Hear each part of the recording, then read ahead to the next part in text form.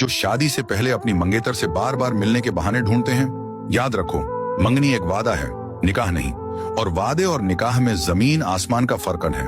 इसलिए तुम्हें ये 3 बातें जरूर समझनी चाहिए। पहली बात, अगर तुम अपनी मंगेतर से बार बार मिलोगे और उससे हद से ज्यादा बातें करोगे तो दिल में वो एहतराम और हया बाकी नहीं रहेगी जो एक शौहर और बीवी के रिश्ते में होनी चाहिए।